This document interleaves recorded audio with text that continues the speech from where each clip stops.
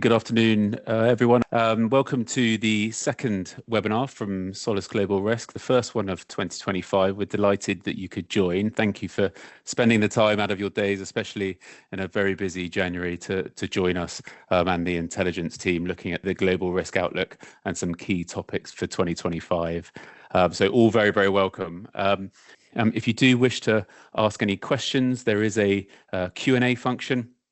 We will be using that to good effect, and we do have a number of questions that people pre-submitted as well, which I've worked into some of my questions for the intelligence team. I will be going through those, but if we do get time to address any of those questions, we will of course do so. We have a lot to pack in, so what I'll do is I'll just introduce you to some of the team, starting with Mark Overington, our Senior Intelligence Analyst. Afternoon, everyone. I will be covering resurgence of ISIS in the Levant and its global repercussions. Great, thank you. And Joshua? Hello, I'll be covering jihadist expansionism in the Sahel. Thank you. Julian? Hi, everyone. My name's Julian, and today I'll be talking about the rising use of drones by non-state actors. Thank you. And last but absolutely not least, Manfredi. Hello, everyone. Today I will be speaking about the rise of the far right in Europe. Thanks, Manfredi. So here's a list of the four key topics that we'll be discussing. If you weren't aware, we did release a number of topics during December and January, or free to the public as part of our Solace Global Intelligence Roundup. We will put links in so you can access those if you didn't get them. Starting on the front foot with Julian, the rise in drone warfare by non-state actors in 2025. Julian, if you could just start by giving us an overview of this topic and what some of the key points are. Yes, absolutely, Rob. Just as we've seen drones increasingly important on the battlefield in not only Ukraine, but also Nagorno-Karabakh, what we're increasingly seeing in the last few years, and will likely increase in 2025, is the use of drones by non-state actors. It is estimated that at least 65 non-state actors have been observed as using drones. The kinds of drones that are typically used by non-state actors can be broadly categorized as two types. The first type is a commercially off-the-shelf available first-person view drones, such as the ones that you can see here on the slide. These can be easily weaponized to drop grenades or carry improvised explosive devices. And I just went on Alibaba the other day and saw how easily it was to buy these. One particularly good one I saw was going for $5,000 that had night vision camera and a $500 discount if you're buying over 100 of them. The other kind of drone that is typically used by non-state actors are one-way attack fixed wing drones that can be cheaply and easily manufactured. It's a low barrier to entry for someone that wants to make quite a high and significant impact. Why are people starting to use drones? Is it purely for the fact that it's low cost, low barrier to entry, or are there other reasons as well? The low cost and the ease of access and proliferation of drones is certainly appealing, but it's a low cost to be able to engage in the aerial domain, which is asymmetrically advantageous for a non-state actor. Traditionally, it was only, of course, state militaries, fighter aircraft, etc., that could engage in that domain. And by engaging in that domain, non-state actors are able to safely and remotely access previously inaccessible areas that were well defended. And drones just are very, very difficult to counter. Leading on to what are those countermeasures? Even in the UK, people using drones now for drop-offs of contraband into jails, for example. What are the deterrents that people are using against quite a fast-moving technological space? The countermeasures can be distinguished as being either hard kill defeat or soft kill defeat. So hard kill defeat includes nets and net guns using other drones that are equipped with nets and net cannons, high-powered lasers, a shotgun with birdshot.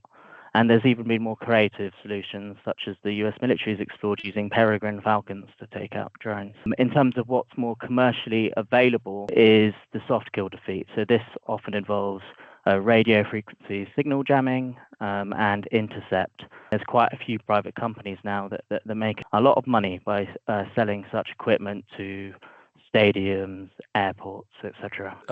Something that we haven't actually discussed, but obviously on Blue Force's side, you would call it people using drones for extended comms. So actually identifying friend or foe drones is going to be quite a difficult space, I imagine. What future threats are you seeing in this space, or particular geographies of use? In terms of the geographies of use, it's a worldwide problem, but there are some particular areas in the last few years and likely in 2025 that are hotspots. So, for example, transnational criminal organizations, namely cartels in Mexico, and particularly the Jalisco New Generation cartel. They have their own dedicated drone operator units that Mexican security forces have been really struggling to counter. We're also seeing them used by rebel and militant groups, such as the rebels in Myanmar, prolifically, and FARC dissidents in Colombia, which in 2024 dramatically increased. And the recent fall of the regime in Syria after the lightning advance by the rebel group HTS, a key weapon that HTS used were one-way attack drones. Historically, terrorists and violent extremist organizations like ISIS very capably using easily purchasable commercially and weaponizing these drones. In terms of some future developments that we might see in 2025, I think it is likely that at some point there will be a successful assassination using a drone that's been weaponized of a major public figure or politician. There have been several attempts at doing this already in the past few years. Terrorists could use drones to attack major populated events, such as football stadiums or music concerts. A frightening possibility would be the use of dispersal mechanisms or spraying mechanisms to release chemical or biological agents. Environmental activists, just recently in the UK, a Just Stop Oil leader went to court for trying to disrupt flights at Heathrow in 2018. There was mass disruption at Gatwick due to drone sightings. And finally, the integration of AI. I spoke earlier about soft kill defeat. That includes radio frequency jamming and radio frequency intercept. If drones are able to operate autonomously using AI, then a lot of these countermeasures will no longer be effective. Julian, thank you. That probably leads us on quite nicely to the next topic. You've recently done quite a full report on this subject in particular that's available from the website. Please do access that report. Thank you for your time and research on that. Thank you. Just coming on to the next topic, ISIS resurgence. And Mark, if I could bring you to the mic and just to start off on this topic, please. Yeah, sure, Rob. And a natural segue, as you've already pointed out, given ISIS's pioneering use of drones. Throughout 2024, we've seen a convergence of trends and factors indicative of a rise of ISIS. But first, it's probably cogent of me to differentiate what I mean between ISIS and IS, Islamic State. So ISIS, I'm talking specifically about the Islamic State in Iraq and Syria, or Iraq and the Levant, compared to the Islamic State, which has become more of sort of international brand and franchise with the development of multiple wilayas or departments throughout the world. The current state of ISIS, whilst it's been territorial defeated in 2019, it's assessed to have around 5,000 to 10,000 fighters still in the Middle East. Now, the best way to approach this is to analyze what we've observed pre and post the fall of the Assad regime in Syria. Throughout 2024, we've seen a huge increase of ISIS attacks in Syria. The US Central Command, which is in control of the Middle East, assesses that between January and June alone, there were 150 ISIS attacks in Syria, marking double since 2023. Although other commentators suggest that there's been a threefold increase in ISIS attacks in Syria. We moved to Iraq. ISIS had a huge presence during the height of their caliphate. Now, the main concern here is the US withdrawal from Iraq. US troop presence in Iraq has been justified under counter-ISIS operations. However, the Iraqi government has now lent itself to the idea that this is a destabilizing factor, especially given the recent proxy war between Israel and Iran and the attacks on US troops and US retaliatory troops, which sometimes include drone strikes within Baghdad itself. Donald Trump being re-elected, he stood on a sort of non-interventionist platform, and we assess that he will accelerate the US withdrawal, supposed to be fully complete by 2026, but this could increase under Trump. More importantly, he's made remarks that suggest he might remove US forces entirely from Syria, who've been obviously one of the key counter-ISIS forces within that country. Now, both arrived at a very unknown situation with who's really in governance and who's going to lead the fight against ISIS. So Hayat Tahrir al-Sham currently look like they're going to lead the government, and it remains unknown as to how effective a counter-terrorist force they're going to be.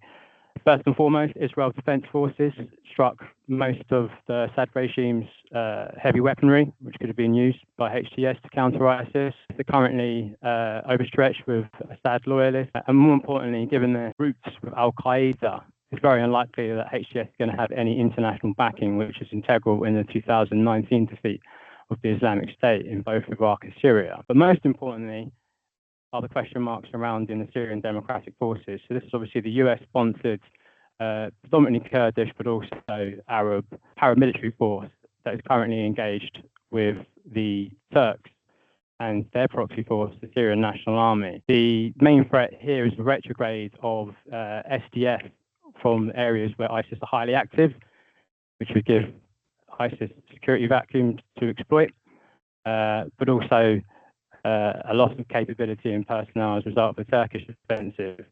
Perhaps most worrying is that SDF have been the gatekeepers of Islamic State and have at least 10,000 former members within prisons within the territory they control. These are obviously high-value targets for ISIS, and the mass release of former fighters into the conflict zone would be a huge force multiplier for ISIS. And then finally, there's Iran.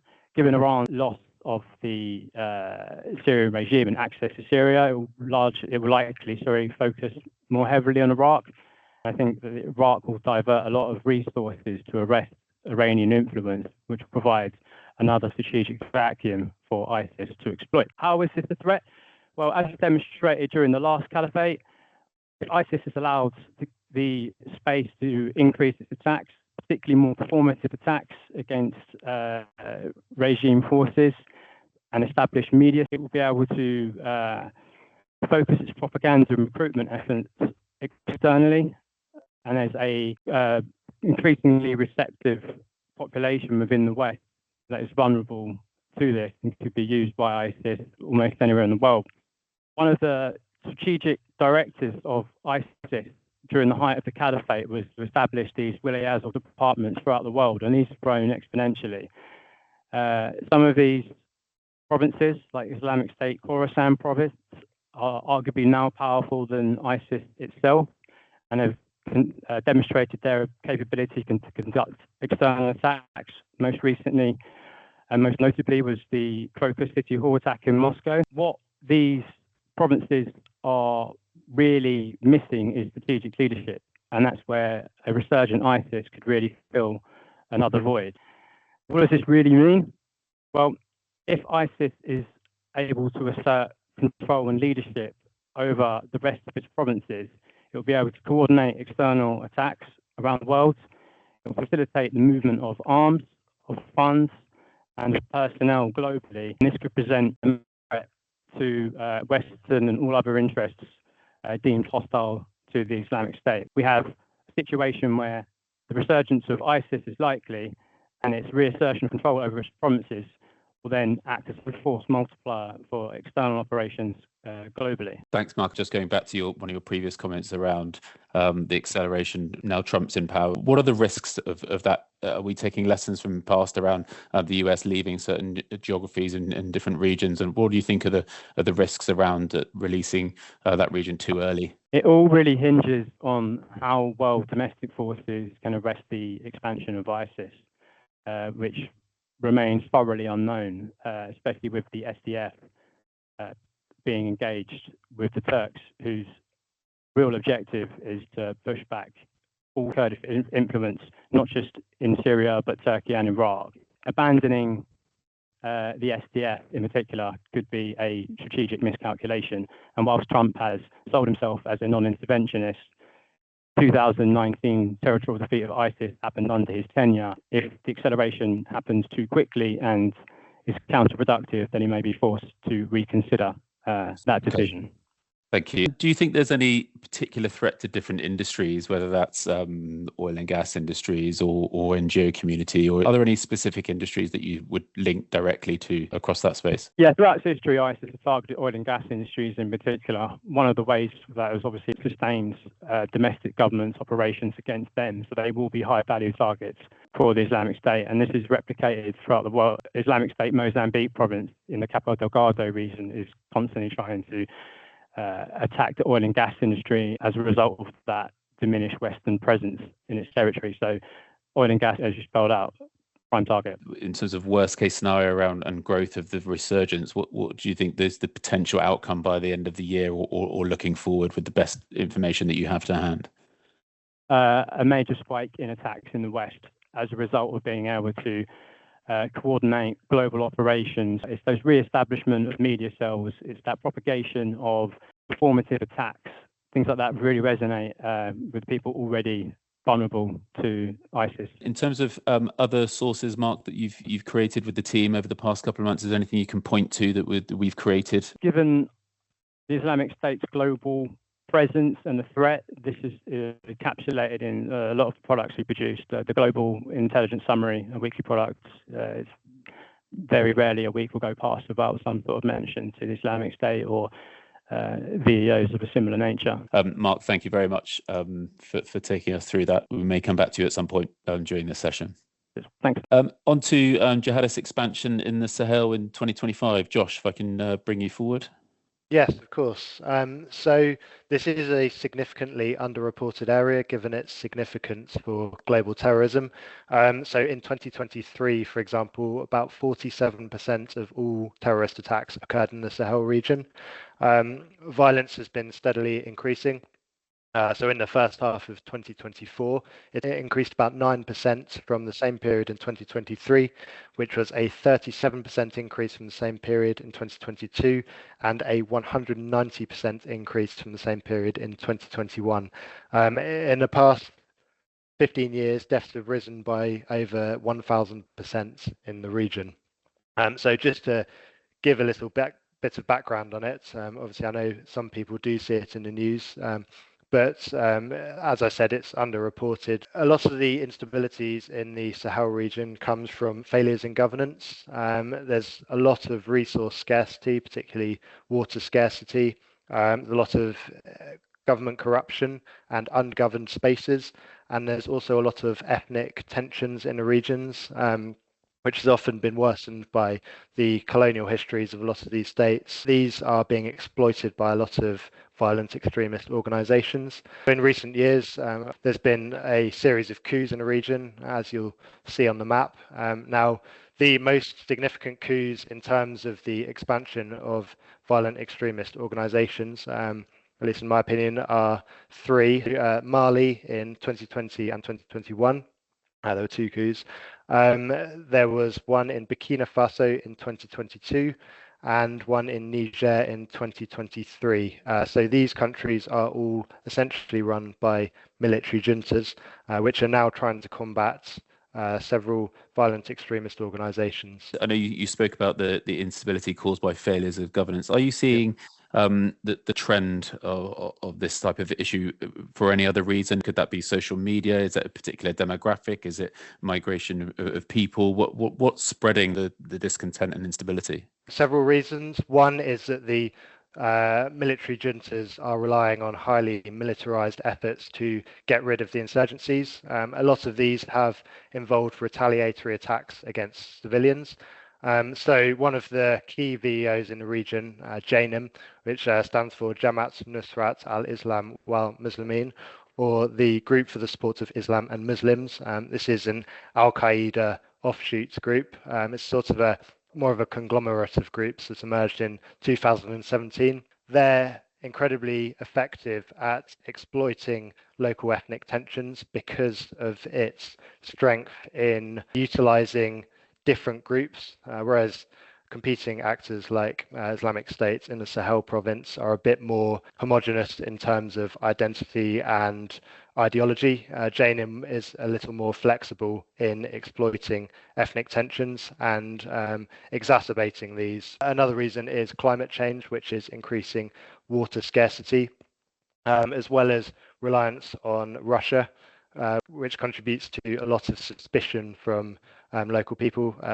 Wagner Group and Africa Corps in particular have been noted as committing several atrocities against civilians, which is used as propaganda by Jainism in particular. We had a question, Joshua, about a possible increase in Russian influence in the Sahel. There was a heavy Western presence sort of pre-2020, but following the military coups, Western influence has been significantly diminished. By the end of 2024, there's essentially no Western military presence in Niger, Burkina Faso, or Mali.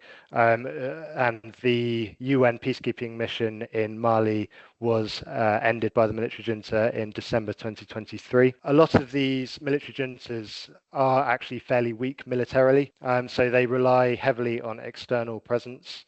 They have turned to proxy forces in the form of Wagner and Africa Corps, who are providing military support. Russian interest in the region is largely due to the abundance of minerals and resources. For example, it gets a lot of uranium from these regions. So in terms of Russian influence in 2025, I think as Western countries have shifted focus to the coastal regions, which are now under threat, Russia will probably steadily entrench itself in supporting these military juntas. So just looking at the trends and impacts, I know you've covered some of this already, but is there anything you wanted to highlight with this graphic in particular? Essentially, Jainism has steadily expanded. It's become more brutal and used more performative style attacks like suicide bombings, which it justifies in response to governmental atrocities. Significantly, it has been expanding to other West African countries. As it consolidates power particularly in Mali and Burkina Faso, it has spread to countries such as Togo and Benin. As you can see on the map there are a series of attacks that have occurred in Togo and Benin in 2024. There's a few different reasons for this. One is that it would like to establish a buffer zone. There is something called the Accra Initiative, which enables hot pursuit operations by governments across borders. Essentially, what that means is that anyone from the Burkina Faso government or the Togo government can hop over the border and conduct counter-insurgency operations. Jainism are steadily encircling Ouagadougou as it expands into urban centres by exploiting ethnic tensions in the northern regions of Togo and Benin. It can essentially establish a buffer zone. The other reason for the expansion into other West African countries is that there are more supply routes, there's more publicity because there's a lot more Western interest. A lot of these countries are slightly wealthier than Central Sahel countries. For example, Senegal has access to ports and trade routes, and it will also enable them to exploit the diversion of resources away from the Sahel so they can entrench their positions there. Thanks, Josh. Mark, just to bring you back into this, there's a bit of overlap here with obviously with your topic and resurgence of ISIS in this region in particular. Is there anything of significance to bring out on this topic here from your perspective? I think my main concern here would be if ISIS is able to exert itself, it would divert a lot of resources and funds to Islamic State West Africa and Islamic State Sahel province in order to arrest the growth of Jainism, which is broadly aligned to Al-Qaeda. I think an increase in Al-Qaeda versus ISIS attacks and activity is probably likely. Following on from that, we had a question: do you foresee significant attacks on capital states in Mali, Burkina Faso, Niger by Jainism? Is that something that you would therefore say is more likely? 100%. Just in September 2024, we saw a Jainism attack on Bamako international airports, as well as several military bases in Bamako. So the thing about the military juntas is that they're very capital centric and they prioritize regime survival, which means diverting resources to the capital. So essentially, While JNIM and ISSP are largely in the rural areas, they have been steadily expanding to the more urban centres and particularly capital cities. As you can see in Burkina Faso, for example, JNIM's spread is pretty much encircling Ouagadougou. And another question we had is obviously with the Russia-Ukraine war, do you think Russia still have the capacity to continue providing adequate support to military juntas in that region? Do you see that as a multi-pronged approach from Russia and that they'd still be able to sustain that level of activity? Yes, well, it depends what you mean by adequate. Since the Western military support has left, we have seen a massive increase in geographic scope and attack capability from these VEOs. The intelligence isn't quite as good, and the counterinsurgency approach isn't as effective. Western countries often took more human rights into account, for example, whereas Wagner Group have a bit more of a gloves-off approach. So in terms of will it continue? Yes, almost definitely. But will it be effective? That's difficult to say. I think it might be prudent here, Rob, to point out the Russian loss of Syria. A lot of heavy armor was redirected from Syria to Mali recently, which is a key indication of what Russia's trying to achieve there. And the other point would be with Malayan gold and Nigerian uranium. Defense of these regimes will pay for itself, given the improved access and rates to these sorts of commodities. Thanks, Mark. Yeah, that's really useful information. Appreciated. So, yeah, I mean, it's a hot topic. We saw it as a hot topic in the recent CSO 360 event in the end of 2024. And I'm sure it will continue to be more on the radar for companies this year after being off the radar for a little bit too long. Josh, thank you very much for your time on that. And again, we've done an extended report on this topic, and we will obviously circulate your details if people have got any specific questions to reach out. And thank you everyone for your questions on that topic in particular. Moving on to Manfredi, probably with one of the most hot topics for us geographically, the rise of the far right in Europe and the political and economic implications. Manfredi, do you also give a quick overview on what you're seeing in this space and talk us through some of the main points? So, as you said, this is very much a hot topic and also a developing topic.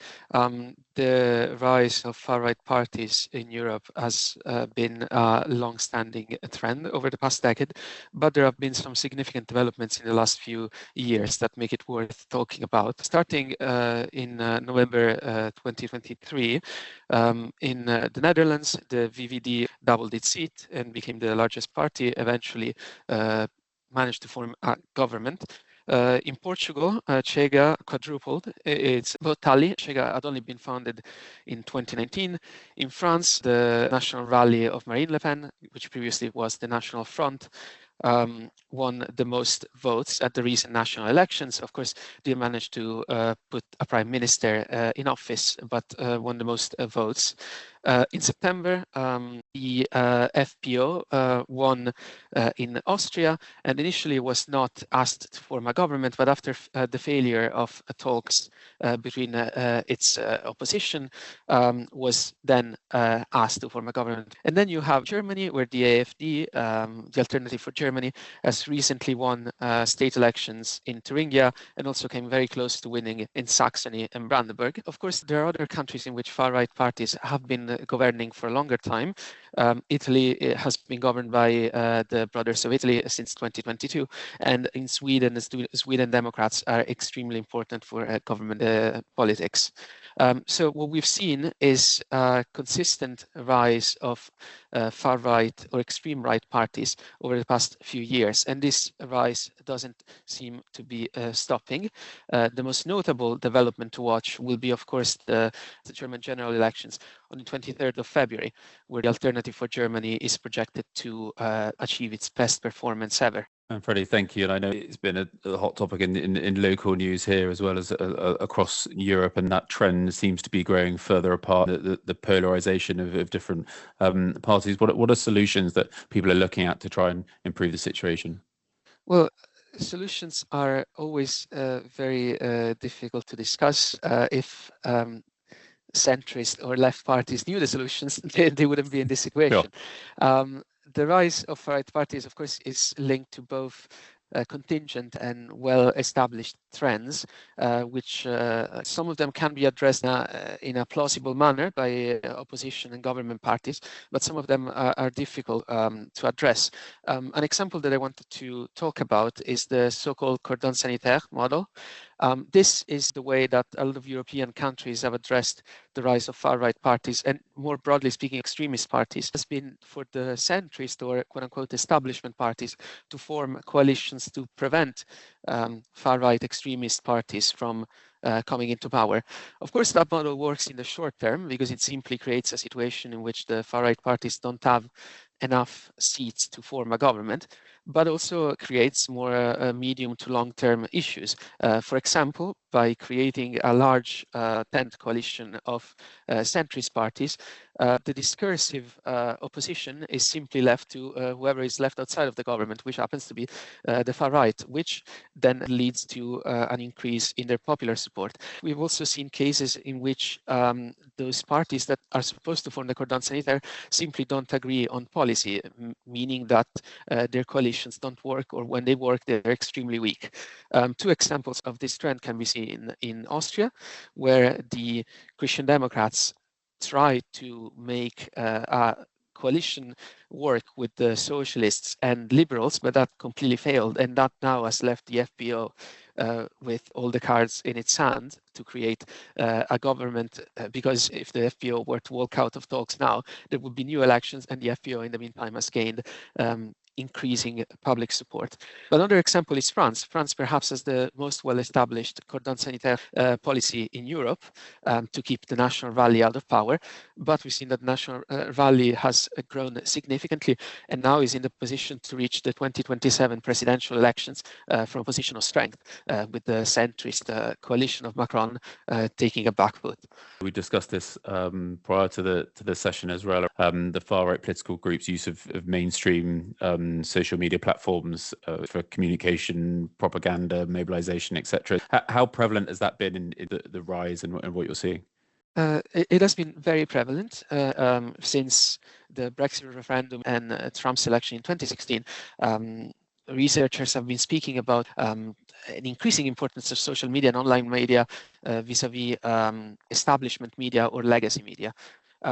Populist parties, which sometimes tend to be on the far right, have been masters at using social media to achieve their ends. But something that we've also seen is an increasing trend of actors outside of Europe weaponizing open information spaces to bolster extremist parties. The example that has been discussed the most is Russia.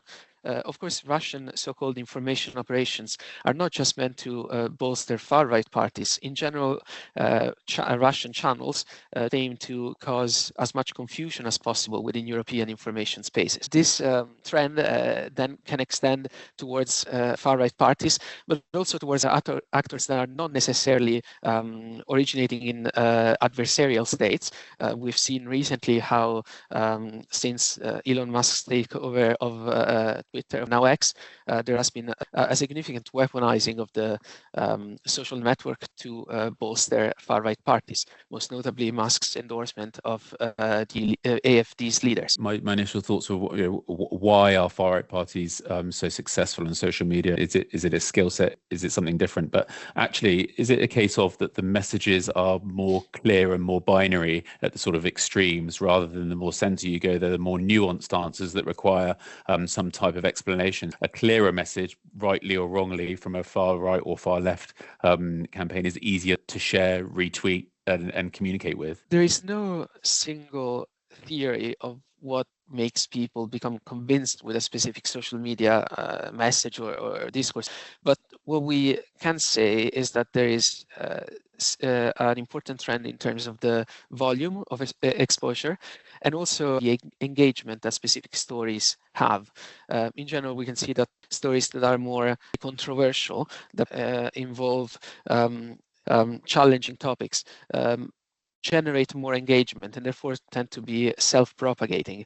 It is the reason why conspiracy theories are often so popular on social media. In general, stories that generate engagement tend to propel themselves to the front of people's homepages. But of course, there are other factors that might be considered. For instance, the use of bots or automated accounts. Another important factor is so-called black box algorithms, which are algorithms that generate a result without the developers of the algorithm being able to reconstruct the way it does so. In a way, a black box produces a certain suggested post, but whose mechanisms are impossible to analyze. So it seems that this form of messaging is particularly successful because it takes advantage of the architecture itself. Freddie, thank you. And just very briefly, if you wanted to cover off any future threats and impacts that you see, any last thoughts on that space? An important factor to talk about, especially considering the political situation across the Atlantic, is the risk of political and civil unrest following particularly positive performances by extreme right-wing parties. There are a series of other kinetic risks, including terrorism and political violence, which should be considered. Thank you very much for taking us through that. That sort of brings us to a little bit of an end of our session, but I'll come to each of you for any sort of final points that you wanted to address that you thought through since the time you've spoken. Julian, any final thoughts? On a question on the Sahel that was made in the chat regarding Russia's capacity to continue, I just wanted to add that it is notable that Russia's intervention in the Sahel has primarily been through the Wagner Group, which is debatably distinguished from Africa Corps, but that's a whole other subject. The Wagner Group suffered their largest ever defeat last year in the north of Mali at the Battle of Tinzuatan. We're likely to see a development in the way in which Wagner Group engage in that region because they've been much more careful about where they go with their convoys since that because of the scale of that defeat. On Mark's point, he added that if, depending on what Trump does with Ukraine, Africa Corps, which is intended to replace Wagner Group since the failed coup attempt by Prigozhin, we would likely see a redeployment of Africa Corps, who are currently in Ukraine, to the Sahel, where they're intended to be. Julian, thank you. Mark, any final thoughts? I think one of the ways we add value is to look for trends that emerge through different subjects, maybe not so much in the roads and drone warfare, but resurgence of ISIS, jihadist expansion in the Sahel, and the continued rise to the far right. We're just observing how much of a catalyst social media and disinformation are for these things, and how new technology ferments things across the world, and how we should start to implement policies and procedures to curb this trend. That's something that resonates with me here. Thanks, Mark. And finally, Joshua, any final thoughts from yourself? I think it's very interesting to look at the Sahel in terms of counterterrorism policy and what works and what doesn't. It seems very evident to me that military led counterinsurgency is often very ineffective when it's not balanced with human rights and economic development of more rural areas. Though it may seem quite distant from us, it is very impactful to the West. The stronger a lot of the jihadist groups get, the more of a threat of copycat attacks or affiliated attacks occur in the West. Mark, Joshua, Manfredi, Julian, thank you so much for your time. We very much look forward to for you joining the next webinar in the calendar Q2. If you wanted to reach out to any of the analysts or the team, please do. We will follow up with an email to those that have joined, and those that said that they couldn't make it will get a copy of the recording and some of the links to the report. So thank you very much for your engagement, your questions. Thanks again, team, and we will see you in the next one. Thanks all.